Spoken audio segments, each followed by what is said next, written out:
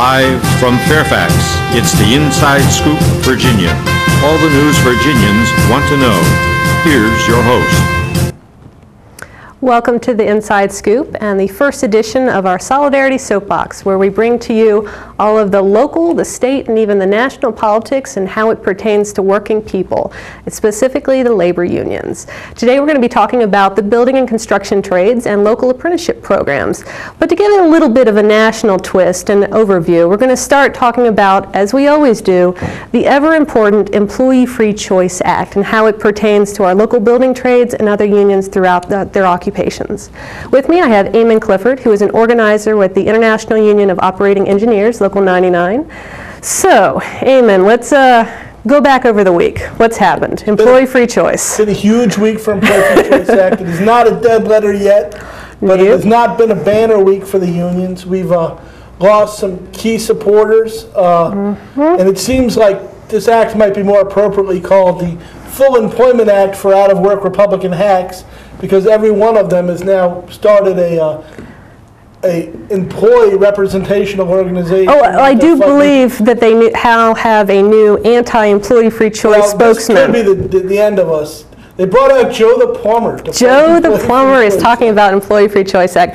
Now, it's especially pertinent to today's show because I think, Joe the Plumber, didn't you drop out of your union apprenticeship program? Don't you claim to have certifications, which I don't know where you actually got them, but you're specifically qualified as a small business owner to be representative of working people. So, Joe the Plumber. He makes $250,000 a year, apparently. Yeah, I'm really curious as to how he does that as well. So, Joe the Plumber is talking about why workers don't deserve to join a union by coming together, collective efforts to better their working conditions. Well, how does this make any sense? He, like almost everybody else, is out protecting the secret ballot. And as you and I have talked about before, the secret ballot is currently so secret that most workers can't find it. It doesn't exist. You know, we understand that it's almost impossible for a worker to seek representation without harassment and coercion from their employees. Oh, absolutely. And this is amazing, because the same groups that are now saying, well, we're not worried about the idea of supporting unions, we just don't want to have people having access to the unions without this secret ballot, were the same people who 3 years ago, when far more minimal things were put forward, like the idea of saying, letting a worker know, you don't have to attend a meeting that's going to be an anti-union meeting. The chamber came out against it along with everybody else, and this is an absolute disgrace. Of course, a worker has the right to, or employer has the right to make a worker sit for 4 hours, 5 hours, 6 hours in a day and listen to. Well, that creates an atmosphere for complete exercise of one's free will, I would think. The idea that you can have what they call, the National Labor Relations Board refers to as laboratory conditions, meaning free from coercion. This is the real will of these people. The idea that that can exist in an atmosphere where you're required to hear what will happen to you in coded language should you choose to seek union representation, it's a myth. And like I said, for most workers right now, the secret ballot simply doesn't exist. Let's take it back a step. Most people will say, okay, you're going to have to expect the employer to defend their position, however erroneous and dishonest we find it to be. However, you know, that's their right. And maybe I'll give those people that have that frame of mind the right to their opinion. However, you have to understand that this is where people work. This is their boss, the person that signs their paycheck, that sits them down in a room, won't let them leave, and says, this is what I believe. And you know, it's not illegal for them to completely lie to people in that setting. And once they're lying to people, I'm going to shut down the store, I might have to lay off some people, I'm going to have to reduce hours, reduce wages. They can say anything they want in those settings. $120 a month in union dues. Yeah, goodness gracious. And I mean, and that's been said about your union, the UFCW, over and over again. It's dues that they attack. You're going to pay $120, $300. And those are going toward excessive union salaries. These people that drive these luxury cars and fly around the world and go to vacations and, you know, far off destinations. Yeah. That's that's what they're lying to people about. And it gets beyond that. They'll tell them they won't be able to negotiate ever again, like you can actually negotiate with your employer. But I think they have an open door policy. Isn't that fair? Can't you have regress for your grievances? They have an open door policy. If you want to be in the union, you can leave through the open door. And that's exactly what the management's coming about and telling people. That's exactly what they're telling. Now let's go to the other misnomer that's out there in one of these recent compromises that are floating around, talking about arbitration. Well, the amazing thing is this week, at the end of last week, 3 big employers, Starbucks, Costco, and Whole Foods, came out and said that they were in favor of a compromise measure that would both protect the rights of workers and the rights of employers. And it's actually worse than the status quo. If you look at the deal, it's worse than what we have now, which is hard to believe. Well, let's break down some of these employers here. Starbucks has fought aggressively every union campaign that's ever been launched against it. They have exactly no union employees in the United States or Canada, despite the fact that the union has clearly won representation in numerous places. They fired every single worker at 3 or 4 Starbucks locations in Philadelphia after they won representation with the industrial workers of the world, which would have been an interesting place to go have a cup of coffee. Oh, absolutely. I think the music might be a little bit different and the seating arrangements, but you know, each their own. Now we have Whole Foods. As an employer or employee of the United Food and Commercial Workers, I can have a few things to say about Whole Foods. Not a pro-union company in historically very in any sense of the word. And so to think that they're actually going to float out compromises that are going to be to the betterment of the very workers they're going to be denying access to information in their quest to join a union, you know, where's the honesty in that? At least be sincere in your motives. You don't want people to join the union. We want to make it harder in every sense to put obstacles in your way to make it more difficult. Now, what's interesting is that while the initial language, when you read it, sounds pretty good, it calls for a secret ballot election, but it also puts in protections against coercion and puts in some fines on the employer. What it doesn't do is guarantee the real meat of the bill, the Employee Free Choice Act, which is binding of arbitration. And almost every one of these front groups could care less about the election. They assume that a lot of the times when workers want to be in the union, no matter what they do, they're going to end up winning, the workers will end up winning a union election, or they'll win representation. Yep. What they're worried about is losing their power to refuse to bargain. And this is what infuriates me more than anything, because when people go through everything we've described, the intimidation, the harassment, they sign the card, they go to an election, these are 2 hurdles already, they deserve that contract. That is what you have hired the union to do in the first place, to represent you at the bargaining table, to get you your legally binding contract negotiated between the company and the union. So to deny you that step absolutely is ludicrous, it's insulting, and I think the companies need to be ashamed of themselves. Well, I can guarantee you that they're not ashamed of themselves, and in fact they hired a point man, Lanny Davis, you may recall from the Clinton years. He was Clinton's White House counsel for the first 4 years of his administration, and he's now floating this compromise, saying that he just couldn't stomach working people losing the secret ballot. Oh goodness. I'm sure how good of him to lie to the American public. He's been up all night learning about workers. Yeah. I'm sure of it. You know, but they have great trigger words. Taking away your democratic right to self-expression, the secret ballot. It's grabbing the media's full attention. We've actually, recently we passed a resolution, and very proud to say that the Fairfax County Democratic Committee passed a resolution in support of the Employee Free Choice Act. But even amongst a group of, you know, similarly minded progressives, there's a lot of questions out there. And it's not that people are opposed, they're just hearing this spin in the media. And so it takes education, a lot of education. I think when we talk about the secret ballot, it's important to look at it. It's analogous to the fight to the secret ballot we had before the Voting Rights Act, because you could say that a person of color was free to cast a vote, but they had to jump through these hurdles before they could cast their vote. It's in no way similar to the vote that you cast on Election Day when you vote for dog catcher or President of the United States. It's an entirely different process, because you're going to be told how to vote every day for 6 to 8 weeks before. Oh, and that's being generous, 6 to 8 weeks. I'd say it's much, much longer. A lot of elections, and sometimes if the employer wants to play games, you could be 3 months out from your And that is, because we do need to emphasize that again, that is a tactic to why they want the secret ballot. It's not freedom of your self-expression. It's that we can draw out the process so we can have those captive audience meetings, so we can drill down every employee in these private meetings to how and why they should vote against the union. So it's the same thing when it comes to arbitration. You know, we want to drag out the contract negotiations. We don't want any limitation imposed upon our refusing to actually get to a contract. But that's exactly right. That's why they want to do it. This fight led by the Chamber of Commerce and right-wing front groups has very little to do with the ballot, has very little to do with the way that unions are selected. Well, let's just hit on who these groups are to begin with. The Chamber of Commerce and all of these front groups lobbied against increases in the minimum wage, increases in Family and Medical Leave Act, you know, OSHA, health and safety precautions. So these are people that are looking out for the welfare of the American public. Come on. This is an amazing thing, too. When we speak about, and you spoke about OSHA earlier, we spoke about OSHA last time I was here, you'll hear over and over again that OSHA, having OSHA, is one of the reasons we don't need a labor movement in America. Yeah, we needed a labor movement, but now we have OSHA and other protections. But at the same time, these people, at their other hand, are trying to do away with OSHA entirely. Not just scale back its effect, but actually do away with it if they consider it an unfair burden.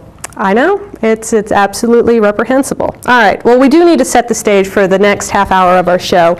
We're talking to several gentlemen from the building and construction trades about their apprenticeship programs. How does the employee free choice pertain to what we're trying to get accomplished on a local level? Well, what's important to understand is that the more people that select unions, the more people will be involved in union apprenticeship programs.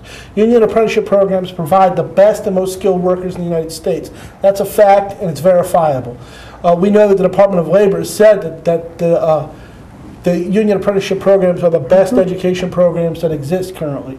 Well, I came out of the railroad unions, and if it wasn't for the union's involvement, the safety record would be atrocious. We've worked hand in hand with our employers for better training, better safety, and all around better working conditions. What we need to understand is that the last 8 years, apprenticeship was under attack from the Bush White House. The whole idea that the union should be involved in training workers seemed utterly bizarre to them and didn't make sense. But this is really the root of American trade unionism. It comes out of the professionalism and enhancing the value and the skills of craftsmen. Oh, absolutely. All we have to do is toss out the Wilson Bridge project as a perfect example. Wow. The Maryland side was union constructed. The Virginian side, sorry Virginia, was not. So let's see, the Maryland side came ahead of schedule. They were under budget, whereas the Virginia side was neither. So, you know, weren't even meeting in the middle. Maryland was done and Virginia's still hammering at it. And that was because you have the skilled labor on the Maryland side through the union craftsmen who, you know their profession. They are, express all due diligence as far as their getting stuff done on time and doing a good job. Unfortunately, I can't say the same about the Virginia side. You know, and you look at it, and my answer to those people is they need to be in the union. They need to learn this trade. They need to take pride in their trade. This whole thing is about pride in your trade and in your craft. And it's also using your tax dollars wisely. Are we going to extend the Virginia side several months more when it could have been done, with better quality, ahead of schedule, and probably with lower costs to the taxpayers? All you have to do is put a vote to the people, and I think they can know where the dollar sign comes down on that one. You're absolutely right. And let me tell you, union training pays for itself. Every one of our contracts includes money for the joint apprenticeship program because we believe in it. We know it's important, and protecting the integrity of our craft is at the heart of what we do as trade unions. Absolutely. I think Eamon and I, in our last segment, will be talking a little bit more about the American Recovery and Reinvestment Act, Project Labor Grievance, and I'll leave you with this final note. Even Governor Sarah Palin recently announced how much she loves the trade union apprenticeship programs. We'll be right back with you in just a moment.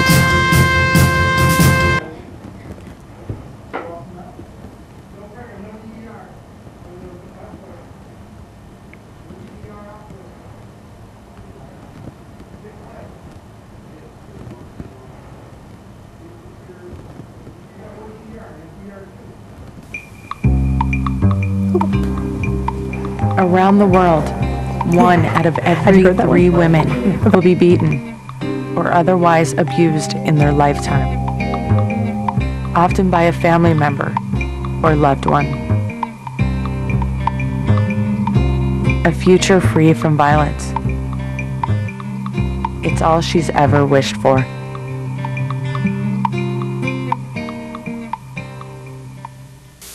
And choose to make a difference in our community.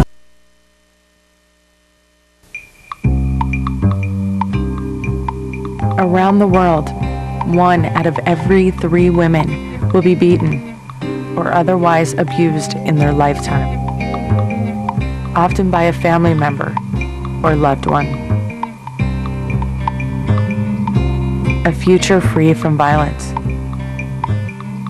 It's all she's ever wished for.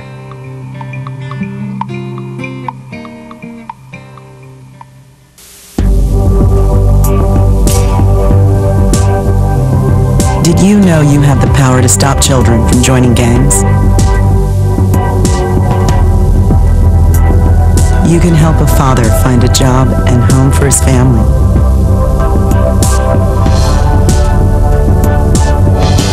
You can assist a woman who can't afford the medicine she needs to live and the home she can't live without. You can choose to make a difference in our community.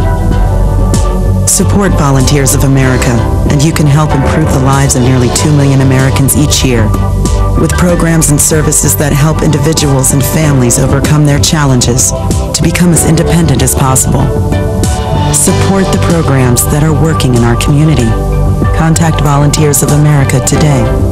Call 1-800-899-0089. For some folks, saving for the future is easy, but for you, it might take a little more effort.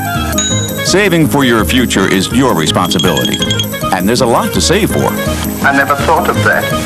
Like your child's education, perhaps uncovered medical expenses, or just to be sure you can live the way you want when you retire. The time is now to save for tomorrow. Save now or work forever. The choice is yours. Choose to save.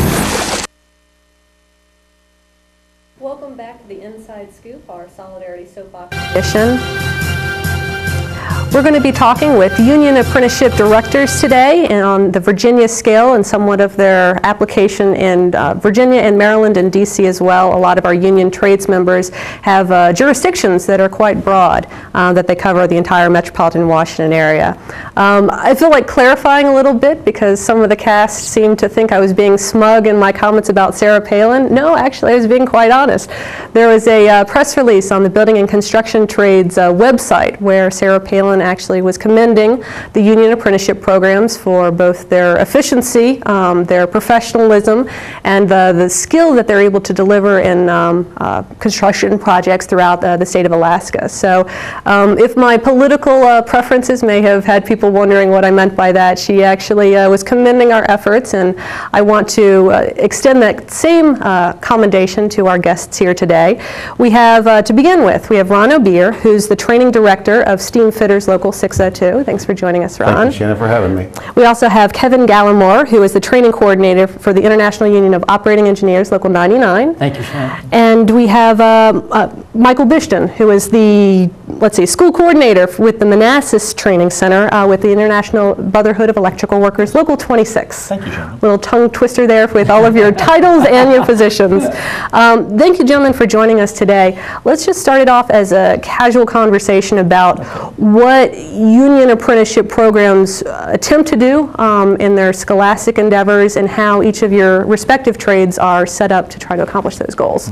Michael, I'll start with you. Well, our apprenticeship, our Local 26 apprenticeship, we're training electricians, people to be construction electricians. Okay. Now, the fundamental part of our apprenticeship program is, of course, the on-the-job training, and they work at a job. If once they get into our trade, we, number one, we give them a job. We assign them to one of our contractors. We have over 200 contractors in signed agreement. And then they will go to work full-time, 40 hours a week, any overtime if it's available.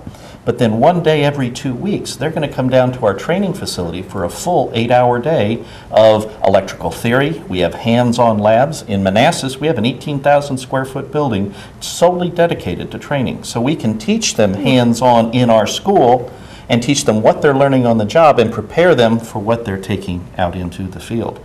So it's all about the training. In addition to that, so that they don't get stuck doing just one thing, we will rotate our apprentices amongst our contractors so they get a broad variety. So the key point of our apprenticeship is to fully prepare them to take the place in the workforce, to give them the best training that's available. And we pick up the fee for all of this. There is no tuition for getting into our school. We give them all of their school books, and every time they come down to our school, because they're not at work that day, we give them a stipend check to help offset the wages they would have made had they gone to work. So this is the best training in the country for the electrical trade, plus we pay them to train them to be the best electricians, and we're willing to put our money up to do that. Wonderful. Now, Kevin, International Union of Operating Engineers, with the stationary engineers in particular, people might not be as familiar with your trade compared to an electrician. What is your school of thought and your training program designed to do? Sure. Operating engineers are employed in office buildings, hotels, and industrial plants. We're actually the nuts and bolts behind the scenes operators that operate equipment such as boilers, air conditioning equipment, chillers.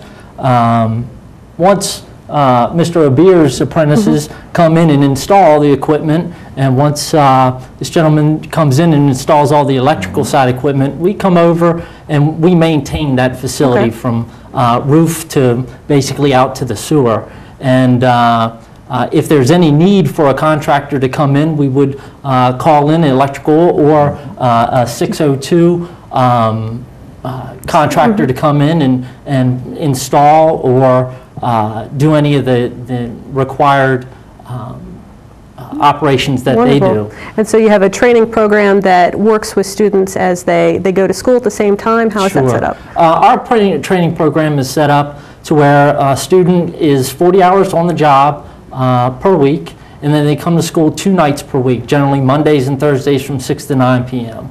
I enjoy the fact that he has a program that is one full day, which is nice. 2 nights a week can be pretty strenuous, and it puts a lot on an apprentice who has a family or with his work schedule and so forth. But it's a 4-year program. They are required to go to school 2 nights per week throughout the 4 years of the program and work a minimum 40-hour work week. Wonderful.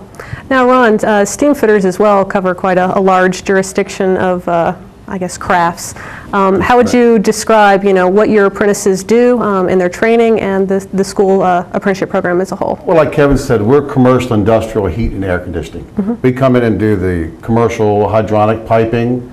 We do the refrigeration piping. We install the refrigeration air conditioning units. We do the high purity piping in hospitals, medical gas in hospitals. So we do all that type of piping, and then of course we will come back and service it if need be. And again, our program is it's a 5-year program, just like Kevin's, and we go 2 nights a week. And that was kind of the old school when the National Apprenticeship Act in 1937 was established. That was pretty much the way things got started off. And we go, like I say, 2 nights a week, and we do Saturdays. And it seems to work out pretty well for us. We've never gone to the daytime program because there is an offset to that, and that is you're taking the apprentice away from the contractor once every 2 weeks. So you've got, it's hard going to school at night, but yet it's hard to take them away from the contractor. So it's a good mix. I mean, I love the concept of what the apprenticeship programs are designed to do, which is, put people on the job so that they're earning a wage, supporting a family, but also giving them the skills to advance to, usually, I guess, a journeyman status for each of your respective occupations. But to earn that living as they go along and advance their skills and be able to advance, their wages in the long run. Who are you pulling from, or who's being attracted to your trades? What's the demographics, or who are you geared to try to recruit? Well, the one thing is it's a nice alternative to college, because some people today don't have, frankly, the money to send their child to a 4-year college institution. This allows them the opportunity to come straight out of high school and start earning a living wage. And it's a fantastic opportunity after they've gone through a 4-year apprenticeship. If they so choose to go back to college, they can do so. I myself went to University of Maryland. I did it before. I did a 4-year graduate study in University of Maryland and then got into the apprenticeship program. But by all means, you can go through the 4-year apprenticeship program, earn a living wage, come out, and then if you so choose to continue your education, you're always learning. So you can get into the facility management side of things, a facility director, and so forth. A lot of different career paths once you accomplish that. Sure. Well, initially, the apprenticeship programs were set up similar to colleges, where you were looking at high school students, 18 to 24 years old, still living at home, that can work during the day and go to school in the evening. So that's the demographics that we kind of target. But then there's been some law changes back in the 70s, which allow older people to come in and do apprenticeship programs. Well, I'd like to add to that, what Kevin said is true. We can take somebody out of high school who might not be able to handle college. I had a similar experience to Kevin, is that I have a 4-year degree before I got into the trades. And I got into it just temporarily because there was a recession on, and I stayed, okay, because I liked it so much. But we can take somebody from high school, but we get a lot of our people after high school, people coming out of the community colleges. We have our program, we are certified, we can give CEUs and tuition credits so that you can take this to, say, like a Northern Virginia community college or your local community college and get credits towards an associate degree that you can then take to, if you have any other college aspirations. But see, the beauty, and speaking for my thing, and this is just my personal opinion, that if somebody wants to have a career change, anytime you're going to have a career change, it's going to cost money, okay? You're going to have to stop what you're doing now and then pay to be trained in whatever it is. Well, we're going to put you on a job so you're earning money. The contractors pick up the health care, so you have free health insurance, 4 different retirement plans. Then when you come to school, it costs no money to start the retraining, so you don't have to spend a tuition or so many CEUs. So if you're looking to change a career, and this is interesting to you, this is, to me, seems like a perfect thing to do because... Almost seamless in your transition. Exactly, and it's affordable, and it's doable. And it also is in, your various occupation where there's extraordinary job security, where, construction, even despite, a recession, those jobs are always going to be available. Sure. They may be scaled back to some degree, but it's not as though these jobs can be outsourced. Sure. There's always going to be need for construction. We always have new technologies coming up. But on the other hand, between the steam fitters and the operating engineers and the electricians and all of the other building trades, we're on top of all the latest things. We're looking into the alternative energy type of things. I know the steam fitters are looking into that sort of thing. Well, that's a good point. If you could touch on it briefly, emerging technologies. As far as going green, the United Association has already started moving forward with the green boom that's going on right now. So we have training. We have a actual trailer that uses gray water, shows how to use the gray water and geothermal and all that. So the United Association, we feel we've gotten on the cutting edge of the green technology. Wonderful. Providing job security, giving you the skills in the new green economy. The building trades are there to meet your every need. So when we come back from this next break, let's talk some money. What are you going to be earning when you come out of these 3-, 4-, and 5-year apprenticeship programs? Osama bin Laden calls getting nuclear weapons a religious duty.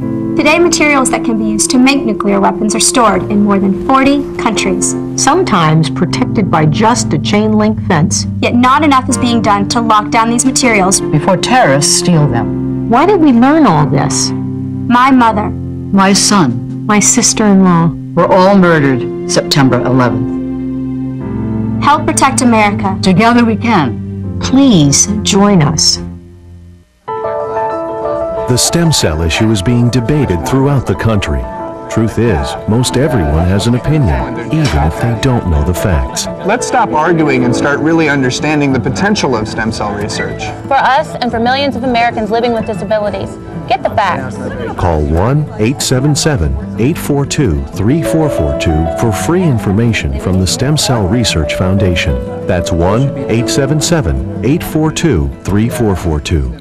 Following the tragic events of September 11th, there have been hundreds of violent attacks against innocent Americans. Remember what that flag you're waving stands for. Remember, please stop the hate. We're stronger when we are united. Remember. Remember what that flag you're waving stands for.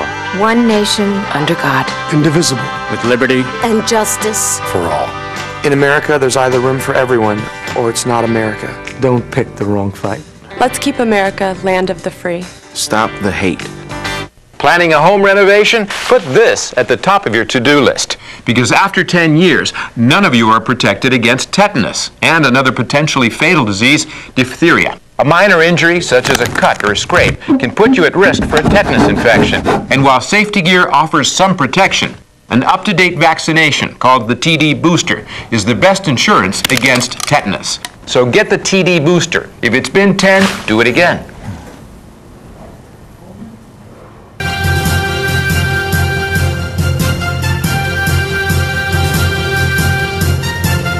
Here again, the Inside Scoop, Virginia. Welcome back to the Inside Scoop, our Solidarity Soapbox, where we're talking about everything pertaining to worker issues, specifically labor union issues. I have with me a gentleman from the construction and building trades, their apprenticeship programs, where we've been talking about the various aspects of their skills and their training programs as it pertains to development for your lifelong goals and also the green and emerging technologies. But we're going to touch upon what you're actually going to be earning once you get out of these trades. I have with me Ron O'Beer, who's with the Steamfitters Local 602. I have Kevin Gallagher, who's with International Union of Operating Engineers Local 99, and Michael Bishton, who's with the International Brotherhood of Electrical Workers Local 26. All right, gentlemen, let's talk money. Okay. People coming out of your program, I know different terms. What are they looking to make entry level? And if you can scale it up to what's appropriate. Entry level, you're looking at about $35,000 a year. Okay. It's starting off around $17.50 an hour. And they should come, right now, the journeyman makes $70,000 a year. An apprentice coming into this class of 2009, 2010, I can guarantee them $85,000 a year in their pocket. Not to leave out the $24,000 a year of employer contributions that go towards your medical, your pension, your RSP. Thank you for making that point, because I think a lot of people, when they look at labor unions and our contracts, you know, they see these big dollar signs, but they often forget what's going on the employer side, because healthcare contributions, pension contributions, and all the perks and, you know, side benefits are quite hefty, and they make a much more livable wage.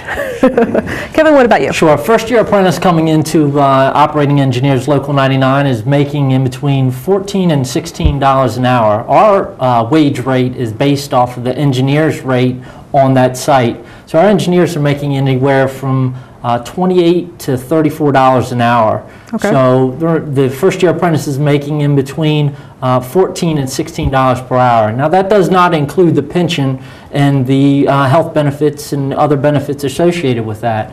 But every 6 months they get a 5% increase throughout their 4 years of apprenticeship, which does not include their contractual agreement, which can be in between 3 and 5% per year. So they're looking at in between a 10, well, minimum 10, but 13 to 15% increase per year throughout the 4 years of the program. Now, at the end of their last 6 months of their 4 years of apprenticeship, they're making 85% of the engineer's rate. And I would have to say we're getting at about 85% of our apprentices who are becoming licensed engineers in the District of Columbia. And we have a lot of engineers who are not only working one job, but they're working 2 jobs because of the demand for a licensed engineer in the District of Columbia. Now, as long as those are with union contracts. They are with union contracts. Right. I will say that the majority of the contracts for a licensed stationary engineer are union contracts. Now, they're making, I would have to say, $65,000 to $70,000 without overtime. Wow. And then also, as you're saying, the apprentices having those gradual increases gives them a great incentive to stick with the program. It does. And we actually have a class in our apprenticeship that teaches financial responsibility to these apprentices, because here they are going to start getting an income, and some of the younger students tend... Those are big bucks yeah, for they are big bucks a high schooler. For a 20, 21-year-old to make in a year, and we kind of steer them towards a reliable piece of transportation, not the latest and greatest that's out there. And in a home ownership, we want the American dream for these apprentices, and that's what we're targeting toward, is a reliable piece of transportation so they can get back and forth to school and work, and a home so that they can get out of their parents' basement or whichever situation or roommate that they're living with. I like that concept a lot. Michael, what about you? Our apprentices will start out at 45% of what the union journeyman rate is. Okay. Right now, union journeymen are making $36.40 an hour in the pocket. In 6 months, we bump them to 47%. In 6 more months, we'll bump them to 50%. And then once a year, they're going to get a 10% raise, 60, 70, 80%. And when they finish their apprenticeship, they will be entitled to and will have earned the right to get whatever journeyman rate of pay is 5 years from now. Now, they're going to get that in the pocket. They're going to put it in their pocket and do whatever it is they do with their money. Okay? But in addition to that, our contractors pay 100% of the benefit package. So they have what we call health and welfare. That's major medical, dental care, eye care, paid prescription, employee assistance. So the very fact that you're not stroking a check to Blue Cross Blue Shield every month, do something else with them. We have 4 different retirement plans. You know, life goes up and down and up and down, and when you're down in the valley and you don't have 2 nickels to rub together, somebody's still putting something away for your retirement.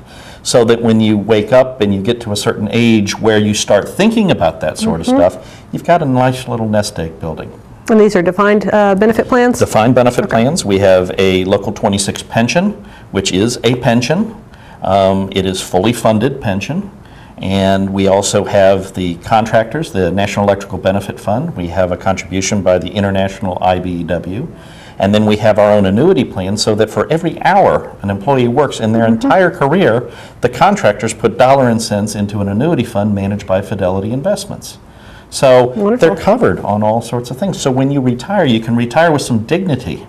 Are you going to be eating off of gold plates? Maybe, maybe not. But you're going to have some dignity, and you are going to be able to survive and enjoy your retirement. That's not going to be as a consequence of the ups and downs of the stock market, that you know at least you are guaranteed this benefit upon your retirement. There's very few pensions left. Absolutely. As opposed to a 401k, and we've seen what's happened to most people's 401k here lately. Some of them are non-existent, and they've taken a lot of losses. It's nice to know that I can't touch my money into my pension program if something happens. It's not a piggy bank that I can jump into at any time I feel. When the time I become retirement age, I know that something is there, and it's being saved on my behalf. Yeah, I think this is a good aside. I think we should keep going with it, because a lot of people don't know exactly what a defined benefit plan is, and they think union pensions, not many people have them anymore. It's a dying whatever. A dinosaur. A dinosaur. But what it actually provides for people, that safety net, and I think, Ron, you're going to hit on that point as well. Well, what I was going to actually, the direction I was going to go in was, some people that are watching this program may be set back at the amount of money we're making. They may have got, my son went to college for 4 years and didn't make that kind of money. And they're absolutely correct. But we still put in 1,200 hours of related classroom instruction, doing the 2 nights a week or the daytime. I've got 32 4-year college degree apprentices in my program right now, because when they graduated from Salisbury State or Frostburg, they couldn't find a job paying more than $15 an hour. Sure. And we're starting at 17. So it's a very nice good opportunity. And then alluding back to the defined benefit plan, there's not too many folks in town that have those anymore. And let me tell you, when these other 401s are drying up, I saw some employers now not matching the contributions to 401, and we sit back and say, sure do love that defined benefit plan, I'll tell you. That's it. And I must say that these are all overseen by trustees. And then they are, so no rascals are absconding with our money. They are overseen, and they make sure they're safely invested, and we have lawyers and all kinds of things to make sure that they are there and safe. And that's kind of what I'm looking forward to. I mean, I have some confidence. Tough times are going on right now, but I feel confident that it will come back, and I know I have those pension, those defined benefit programs. And they don't run out. The bucket doesn't run out of money. I've been remiss in not inviting our listeners to participate with the show this evening. We're welcoming your telephone calls. You can reach us at 571-749-1166, whatever your questions might be in line of maybe the Employee Free Choice Act, local union apprenticeship programs, any of the numbers we might have tossed out. Maybe your son or daughter is a little offended at what they had to spend on their tuition and what they're making on the tail end. And these guys seem to be providing a good bit of job security. What's the placement for people coming out of your programs? Is it a guarantee? I mean, how do you get them in the jobs? Pretty much guaranteed. I mean, you go and work with your contractor or contractors as you may get rotated. We're going to educate you. Unemployment, we had zero unemployment since 1983 until present day. Now the unemployment, we're not seeing 8%, we're running 1 or 2%. Yeah. So that's the good thing about being a skilled union craftsman, that we come out with a skill that you can take with you anywhere. No internet, nothing like that is going to take us out of our jobs. There'll be no robots welding pipe or running conduit. You know what I'm saying? Absolutely. Let me throw this out there. What's the difference between your specific programs and that of the non-union programs out there? Well, I'd like to say something. Somebody asked me this. I went to a guidance counselor one time. She asked me, she was a little fuzzy, what's the difference between union and non-union? And my opinion is that if you have one company, one employer, hiring an employee, they are in control of your employment, in your life, in your work conditions. But since they're only one company, they're always going to advocate for the business interests of their company. That's why they're in business. Whereas a union always and must advocate on behalf of the workers. So that since you have that collective group of people, they have to make sure that everybody gets a fair shake. Not everybody gets one over the other. There's no favoritism. You're the longest on the list. If there is unemployment, you're the first one to get offered a job. So that it's fair. And so you're going to get the training. Our apprentices sign an indenture agreement that says they will follow the rules and regulations, but it also obligates us to give what we say we're going to give. Nothing any of us say here, we can't do any smoke and mirrors because it's all written down. We must provide. Actually, you know, I ask, and we seem to be receiving quite a few phone calls. Let's start with John Sullivan, who is President, Ron, of Steamfitters Local 602. John, are you on the phone with your question? Yes, I am. What do you have to ask us this evening? Ron, would you expand the discussion a little bit and talk about our ongoing journeyman training? Once an apprentice graduates after 5 years, we continue for another whole career as far as expanding their skills into journeyman training. Yes, well, that's something that we were going to touch on. Journeyman training, we have continuing education. I know the electricians do, that we have continuing education. Once you graduate, you can come back and take a number of classes on journeyman level. Because our instructors, since they work during the day and teach at night, they stay on the cutting edge technology. So they come in and we have classes on Saturdays that, you know, industrial refrigeration, chiller class, electricity, all the classes that the journeyman can use to update and maintain the technological skills that are required to work in the field today. Wonderful. Not to short the other gentleman, but we do have another caller on the line. Let's see if we can get this call in and have your commentary. Do we have JP from Clifton on the line? Or the caller may be on hold for the moment. We'll get back to JP in a moment. But I'd like to go ahead. We also have journeyman training in our advanced program. Say, for instance, someone isn't interested in making that 4-year commitment to our apprenticeship program. They don't have the time and so forth. We have a program that's mirrored to our apprenticeship program, which has the same information being disseminated to our journeymen as to our apprentices. So if someone wants to come in and take a basic boiler class, a basic electricity class, a plumbing maintenance and repair course, or all the courses associated with our apprenticeship, but can't maintain that strict regimen of the 4 years of the program, they could do it at their own pace. Okay. And most of our employers have tuition reimbursement, so they're as long as they maintain above 70% for the course, they get reimbursement from their employer to attend our training. Absolutely. Kevin? Yes. Sorry, Michael. Yeah, we have something similar. Our journeymen and all of our members can avail themselves of our training fund. So we have journeyman level classes 4 out of the 5 nights per week. And we take it one step farther. Our apprentices will finish all 5 years, what we call books, in their apprenticeship. They'll do that in 3 years. Oh. Then the last 2 years of their apprenticeship, they're able to take and pick and choose from amongst our journeyman level classes to kind of custom tailor their education in the direction they want. Maybe they want to take a class on fire alarms and things like that, but any member can avail themselves of all our training facilities and resources. I like those comments, and I guess the wide-reaching focus you have on pulling in people from all different age brackets, skill levels, and also so Ron, on your website you have a veterans in piping. I don't know if it's a division or an effort, but a focus at least. That's a new program. We've gone from helmets to hard hats to veterans in piping. It's the veterans coming home from the war. And we roll them, we give them credit for their time in service, usually a year's credit, and roll them into our apprenticeship program. And this is all sponsored by the United Association, our international union. Wonderful. Yeah, I mean, you've mentioned helmets and hard hats. Do you apply as well some of your Yes, your we participate with our veterans, and we cooperate with the Helmets to Hard Hats program.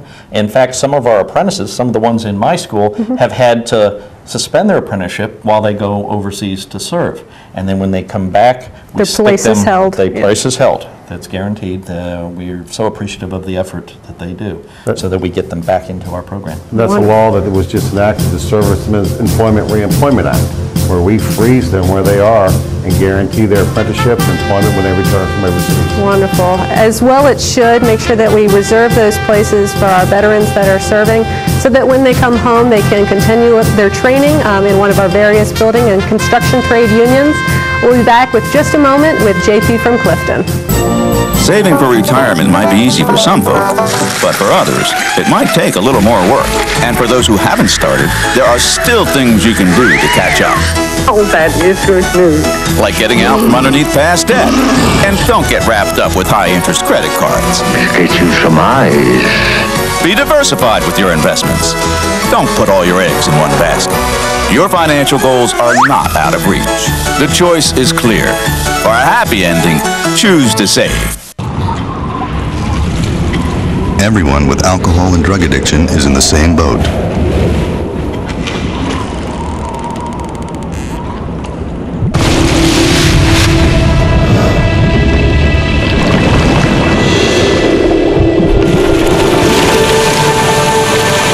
With treatment, you can find solid ground. For drug and alcohol information and treatment referral for you or someone you know, call 1-800-662-HELP.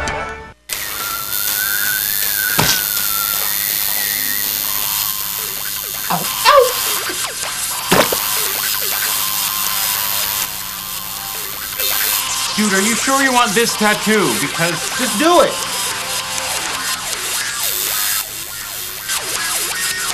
Some mistakes in life are permanent. Like hearing loss. To learn how to protect your hearing, visit asha.org. You've probably heard about heart disease, but did you know that it's the #1 killer of women nationwide? Heart disease claims more lives each year than breast cancer, lung cancer, or strokes combined. But there are steps you can take to protect yourself against it. For more information on how you can prevent heart disease, contact your local American Heart Association or visit their website at www.americanheart.org.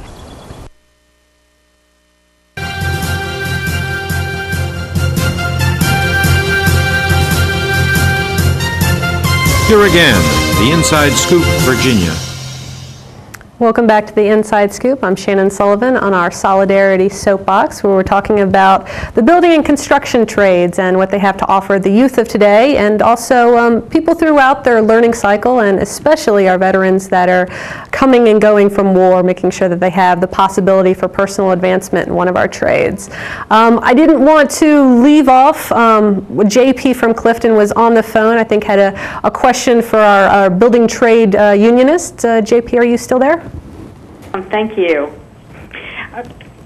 I have two questions. One is when you're talking about health care for the employees, does that extend to their family members?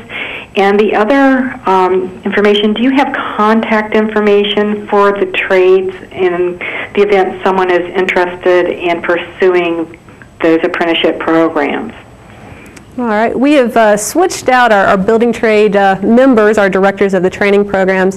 Eamon Clifford, who is an organizer with the International Union of Operating Engineers, why don't you tackle the healthcare portion first? All of our contracts are, all of our contracts make a provision for both family and single health insurance. We do not have any members of our union who do not have health insurance, and they all have the option of family insurance should they need it. It's in every one of our contracts, and I can't speak for the other two gentlemen from 602 and 26, but I would assume it's the same way. That's standard in the building trades and in the craft unions that we have family coverage. And as far as information on all of the trades, you can try the website, which is www.dcbuildingtrades.com, has information on various trades. Also, we're going to be scrolling at the bottom of your screen websites for our various union panelists today and contact numbers for our apprenticeship directors so that you can feel free to reach out to them as well. I'm also told you can try the operating engineers at www.IUOE-local99.org. Their information may not be on the building trades website. Eamon, let's tackle where we somewhat left off. We had actually quite a lively chat room. Most people don't know that we have a chat room that's going while we do these shows. I was wildly popular on the chat room, I have to say. Which chat room? All right. But there was a discussion amongst some of our participants about exactly what we meant by the employee-free choice. And I have to apologize if my sarcasm somehow can skew the seriousness of what we're trying to address. But let's recap for our viewers the three components as succinctly as we can, what the Employee-Free Choice Act is trying to do as far as changing labor law. First part, and the most controversial part by far, has been it changes the way that the union is selected. Currently, under the National Labor Relations Act, a union is required to obtain 30% of a unit. If there were 100 people in a unit, we'd need 30 cards in order to file for a National Labor Board election. If we have majority status at that time, we can also ask the employer to recognize us. That can happen. It doesn't happen very often. Sometimes if you have a long history with an employer who assumes that when you say you have the goods, you have the goods, they'll allow you to stand for what we call a card check. A card check normally works like this. Shannon, if you were the employer, I would come to you and say, a majority of your employers have selected Local 99 as their representative, and we seek to represent these employees. We want a card check. You'd agree to the card check. We'd pick a neutral third party, a priest, a rabbi, somebody respected in the neighborhood, maybe an elected official. They would then verify that it was a valid petition represented by cards. It's very simple. In other words, what it makes it changes it so that instead of the employer deciding, I will recognize you by card check, where a majority of people have said I want the union to represent me, or by an election process. Right. It makes it so it is the choice of the worker. I want to be recognized by my cards or by going through the secret ballot election. Now, what we'd hit upon is where it gets touchy. People say, what's wrong with secret ballot? You know, the American democracy, all that wonderful spin. It's that it draws out the election process. The employer is not denying card check because of any legitimate reasons. They are denying it because they want to draw out the process. They want to be able to go through these captive audience meetings where there is intimidation, there is harassment. It is not for any sake of the actual worker to protect their rights that they are denying people recognition. Well, if you go on with the union avoidance websites, and union avoidance has become a multi-billion-dollar a year industry in America, lawyers and other people taking part in the full-time job of keeping people out of a union. And if you go on their websites, one of the things that they're most sanguine about, the thing that they think is most important beyond getting people to vote no through intimidation, is to prove to them during that process that the union can't do anything for them.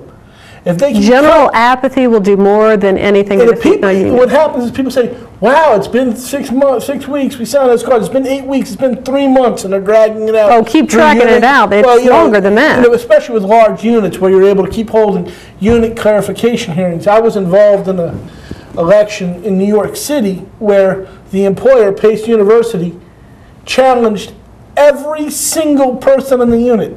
You would think at one point they'd actually know who works there. Well, they claim that they weren't employees because this is the ridiculousness that we're talking about. This is the best part, is because it happened during Christmas vacation. Well, but right at this point, they're not employed. That was their argument, and they questioned every single one of them. But the idea that they knew eventually that we would have an election with most of these people in the unit. The question is whether or not we can convince people in the meantime that the union is absolutely unable to address their concerns. And if they can do that, they've already won. And they didn't just win this time, it means we won't be back. Yep, all right. Let's move on to points 2 and 3 of the Employee Free Choice Act. The second component of the law is looking to make it so during your contractual bargaining period, where you have the union sitting across from the employer talking about the terms of the contract. If there is not a settlement, people can't reach an agreement with after 90 days, either party can decide to go to mediation.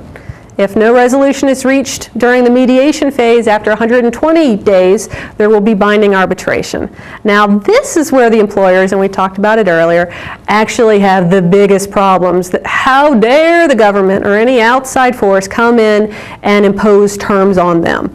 Where we find the greatest offense is that is the most basic right of what the employees went through in the first place. They deserve their legal contract. Make no mistake, this is what the whole fight is about.